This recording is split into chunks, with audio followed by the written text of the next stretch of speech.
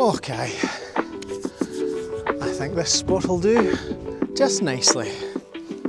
Oh, well, hello and welcome along to another video here in the beautiful Scottish Highlands. In today's video, I'm going to talk about the gear and clothing that I use for summer hiking here in Scotland. Now, there are already quite a lot of these types of videos out there, and this isn't a reinvention of the wheel. It's also not going to be a best practice, but it is going to be my perspective on how to be comfortable and to have a great experience here in Scotland during the spring, summer and autumn months. Nothing that I'm going to talk about today is particularly relevant to winter, and if you are interested in winter, I do have another video looking at my winter gear and the winter clothing that I use for winter mountaineering here in Scotland. But today we're going to focus on what I use during the summer months. So, should we just get stuck in? Yeah, I think we should. So, let me get this backpack off. Oh, and before we come to the backpack, I think I'll talk about the clothing that I have on. So let's start bottom up, why don't we? Boots, trail runners. I mean, it's a bit of an interesting conversation these days. Do you need to wear boots, or should you go for a slightly more lighter weight option like a trail runner? I mean, I've tried both, and I always seem to go back to boots. Now, these are a new boot for this year, and these are the Altra Olympus 6 Mid boot. I'm a big fan of it. I do have Altra road runners, I do have Altra trail runners, so I was really intrigued to see how their boots would perform here in Scotland, given that they are super lightweight and extremely comfortable. Would they stand up to the Scottish conditions, the bog, the rain, the severe wind? And so far, so good. I am a big fan of them. They are, as I said, a mid-height boot, which does give you some ankle support, but not a lot, truth be told. And I find that the sole is extremely comfortable. How they fare after like a full season of abuse, the jury's still out on that, but I am definitely enjoying wearing them. And if you do want like a fuller review on these boots, then let me know, and I can hopefully do that towards the end of the year. What I use underneath the boots is a Bridgedale hiker sock. Now, this is like a 50-50 blend of merino and a polyester. I really like them. I've tended to stick to the same socks for quite a number of years now, because I don't get blisters with them. I've never been a huge fan of double socking, particularly in summer. In winter, that's a different story, but in summer I always just go for a straight single sock, and I tend to go for a blend of merino and polyester. It just sort of suits my feet quite well. My trousers, I tend to chop and change my trousers. The ones that I'm wearing today are my mountain equipment Ibex trousers. I've had these particular brand and model of trousers for about 10 years because I really like them. I think they're really good trousers. They're soft shell, but they do come with a DWR, which means they're perfect in like light showers. So you know, you can sort of put them on, leave them on no matter what the conditions are, whether it's really hot or whether you do get like a wee shower of rain throughout the day. I tend to do that. If I'm going out and I know it's going to be torrential rain all day, then I would go with a harder shell, and my sort of hard shell of choice at the moment is my Rab Kinetic Alpines, which I also use in the winter, but I find that they are really soft, that you can wear them next to skin. And I just think they're such a great trouser for the weight that they come in. Yeah, I don't think you can get a hard shell that is gives you the same freedom of movement, but also the same level of protection. And as you can see, there's a few wee flies because it's the middle of summer. Midges are quite rife. I've actually deliberately sat in a slightly windier spot to try and keep the flies and midges away from me. But alas, I don't think that's doing a very good job. Anyway, let's move on. So on the top half, I always start with a base layer. Today I have on a merino wool base layer, and this particular base layer is a Simond base layer that I got from Decathlon. Now, I'm not usually one for shopping at Decathlon, in particular their clothing. I've always found that their clothing doesn't really fit my body type. But I managed to get hold of this particular base layer. I believe it's just called a Fresh Merino by Simond, and I really like it. I think it's everything you want in a merino layer. It's lightweight, you can wear it for multiple days. It's really soft next to my skin. The cut of it isn't, I wouldn't say it's like completely perfect to my body type, but for what it is, I think it does reasonably well. My only criticism is that I would love the arms to be slightly longer. It's a short sleeve, but you know, it's a high short sleeve, and I tend to find that I much prefer shorter sleeves with like longer sleeves. Anyway, on top of that, again, I've got two options when it comes to spring, summer and autumn. The first option is this. It's a fleece, and this fleece is a super lightweight fleece by Rab. It's actually something that I've picked up fairly recently, so it's new for 2025. And it's the Nexus hoodie. As you can see, comes with a really lovely snug hood. Thank you, Wind, for picking that up for me. The other option that I go for on top of the base layer rather than a fleece is just a really light windbreaker. And I have a Ron Hill Core windbreaker, which I really, really love. I always tend to wear a long sleeve mid layer. Now, whether that's a super light windbreaker or whether that's my lightweight fleece, I tend to always keep myself covered up, particularly during the summer, mainly to protect myself against UV. I don't tan, I'm quite pale, but I do burn really easily, so yeah, I do tend to keep covered up. The other things that are on my person, well, I have this fancy new watch, and it's a watch by a company called Ezon. And it's kind of like a sort of a cheap Garmin without all the features that you get with like a Garmin or a Coros. However, what it does do really well is it tracks your heart rate. It can also track your location. It has an altimeter. And I like it specifically for that. I really wanted to get myself an altimeter or an altimeter, however you want to pronounce it, before going to Nepal, which is fast approaching. And when Ezon sort of reached out to say, have you thought about one of these watches? I thought it was a no-brainer to try it. I think one of the things I've been impressed about so far as well is the battery life.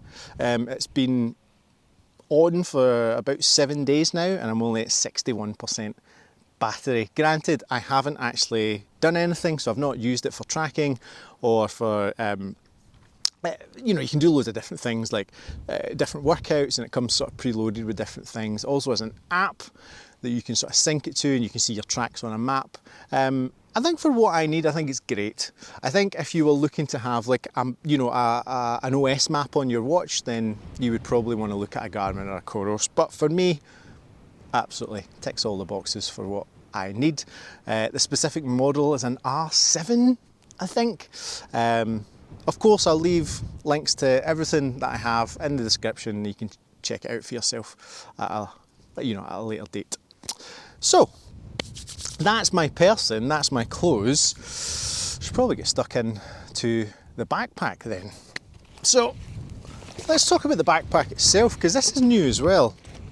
So this backpack is it's also from Decathlon, and as I said, I'm not really one for using a lot of Decathlon gear. However, you did reach out to me recently and did suggest that I check out this 25 litre backpack from Quechua. Now, I was thinking of trying to pick up a slightly smaller backpack because my other backpack's an Osprey Talon 33, which is absolutely ideal for winter. But for summer, I find that there's just too much space. So I did want a slightly reduced volume backpack, and that's where this one came in. I like it so far. I've been using it for the past couple of months and I've really been enjoying it. You've probably seen it in some videos if you've been watching the channel.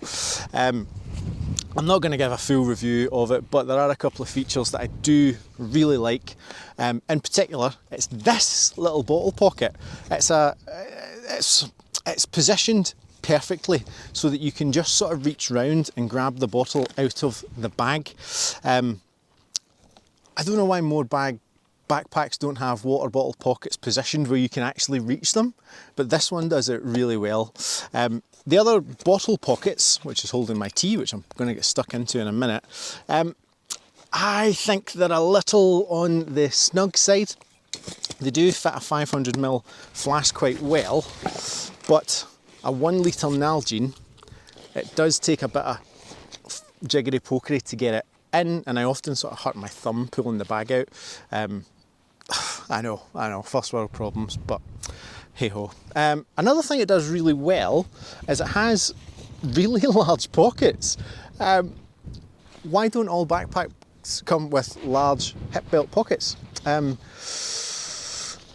This one's also waterproof, which is particularly helpful. So it means you can put things like your phone or a battery bank in here, which I've done quite a few times, and you've got no fear of it getting absolutely trashed in the rain. So that's the backpack. I think we should probably talk about what's inside the backpack. But before we get inside, let's talk about what's on the outside. So a couple of things that I tend to never leave home without is my walking pole. I recently went down to 1 walking pole rather than 2 walking poles, and it's not for any particular reason other than I broke one of my walking poles. So I now only have 1, but I'm probably going to pick up another pair of walking poles, certainly before I go away to Manaslu. I also carry my sit pad, which has actually come in very handy because my bottom is getting cold on this rock. So let's put you here. Oh. You can see just how windy it is today. Oh yeah, that's better. Also on the outside of the pack are liquids. Now I tend to carry at least 2 litres of liquids for most trips. Now it doesn't always come just in the form of water. Sometimes I'll have water, sometimes I'll have tea or coffee or electrolytes or a sports drink, but as long as I have 2 litres minimum, I generally get through a full day. If it's a super hot day, you might want to consider carrying a little bit more, and if it's not as hot then you're not out for as long, you might be able to get away with less, but I never ever take less. So that's on the outside. So I have my trusty Nalgene. This little bottle pocket fits one of these Highland Spring bottles really well, and then of course I have my tea, which today is a Lapsang Souchong, and if you know me, you know I like my teas. On the pockets, in the stretch mesh pocket on this side, I have snacks. I've got a couple of different bars. I'm not going to go into brands of bars. If anyone's interested in that sort of stuff, let me know. On the other side, in the waterproof pocket, I have my sun cream and my hand sanitizer, both absolutely essential in my opinion for Scottish summer. The top pocket does have my, it always has my hats, my buff and my snood. Today it also has a piece of paper and it has my compass. I know that map and compass are sometimes a bit of a contentious issue with a lot of people. I tend to find that I like carrying one, mainly because I like to practice navigation. On the inside pocket, I carry some wet wipes, which I don't need to show you them because everybody knows what a wet wipe looks like. And that's really just in case nature strikes and you're out here in the wild. If you've got to go, you got to go. Inside the pack, now it's a top loading pack, but it also has a zip on the side so you can access it in here. So for example, if I wanted to access my map really quickly, I could. So let's just leave you back in there for now. Oh yes, and I also carry a few bin bags to take home my rubbish at the bottom of the pack as well. But let's go in from the top. Loose is my tripod. Well, one of my tripods. This is you've probably seen this if you've watched my Ace Pro 2 video, but it's pretty handy to have. And then everything is inside a dry bag because, you know, as good as these packs are getting, they're not waterproof and you do want to protect your gear. So everything goes into a dry bag, and then at the top of the dry bag, first thing, always waterproofs. So waterproof jacket. Again, I'm not going to go into like super specifics, but it is a Patagonia calcite. I really like this jacket. Yeah, fits really well. I find Patagonia stuff fits me supremely well, and this jacket has never ever let me down. And then I have a bunch of like camera gear. So I have my microphones, I have another camera, today is the Ace Pro 2, I have my battery bank with charging cables, and that's it for cameras today. Sometimes I'll have a drone, sometimes I'll have my 360 camera. I then have lunch, and today is a wrap with cheese and ham and some tzatziki, if you're interested. I then carry a puffy. Now this is my Rab Xenon puffy, and again, I've had this for years and I think it's fantastic. Like, it weighs nothing and the warmth that you get out of this jacket is absolutely fantastic. One of the interesting things about this jacket, it was one of the only insulating jackets that Rab made with their own Stratus insulation. They've subsequently went back to Primaloft, but I really like this. Like, I think it's a great jacket, and it keeps me really warm. And it's been on pretty much every trip that I've taken since 2018. Yeah, I really like it. What else do we have in here? Oh yes, more bin bags. Very good, because you just never know. This is a dry bag within a dry bag, and within this dry bag is some spare spares. So I have a spare set of gloves. I actually have two spare sets of gloves in here, I believe. Yes, I do. I have, these are slightly more waterproofy gloves. These are my big gloves that I tend to keep for winter. And these are a pair of sealskin gloves, which very rarely get used, but I love to have them just in case. And a spare buff. I think it's probably good practice. Oh, here's me saying I wasn't going to talk about good practice, but for me, I think it's good practice to have multiple sets of gloves, because you just never know when a set of gloves are going to get wet. Maybe you have been sweating a lot and your hands are, are wringing. Sometimes you just want a fresh set of gloves, especially if you've worked hard getting to the top of a mountain, it's been raining, windy, you've had your gloves on, and you just want to change into something a bit more comfortable for the walk down. A spare set of gloves, absolutely essential. And then we also have another dry bag. Now this dry bag is my medical bag. I'm not going to go into all the details, but in here I have my head torch. I actually have a second compass. I've got spare batteries for my head torch, and when I did carry a GPS, I had a spare set of batteries for in here too, but it also has like a very small medical kit, which has like strepsils, paracetamol, ibuprofen, plasters, blister plasters, that sort of stuff. If you break a leg, there's nothing that you can carry that's going to help you. So don't bother carrying splints or any of that nonsense. But that's it. One of the things that you might be curious about is that I don't carry waterproof trousers. I very, very, very rarely carry a set of waterproof over trousers, and that's because I either just deal with the fact that it's going to have a little bit of rain, like if it's a rain shower passing through, and I just deal with it with my soft shells, or if I know it's going to be a super rainy day, get away fly. If I know it's going to be a super rainy day, then I always go with my Rab Kinetic Alpines. That means I just don't need to carry anything extra and anything that I don't need.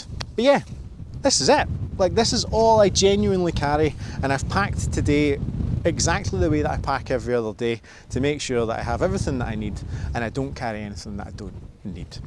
But yeah, if you've got any questions, please do leave us a comment. If you've got any thoughts or suggestions, again, leave us a wee comment.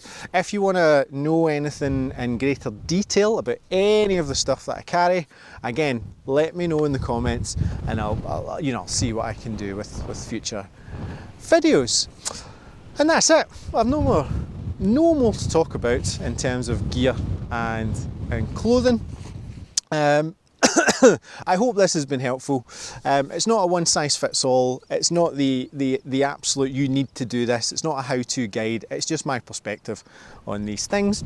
And I think whether you are, a newbie to the Scottish mountains or whether you're a seasoned hiker, I think there's a bit of value to these types of videos and to seeing what other people do and how they prepare for a day in the Scottish mountains. But yeah, thank you so much for watching. I'm going to have a cup of tea and enjoy these beautiful surroundings, and I'll see you on another adventure really soon.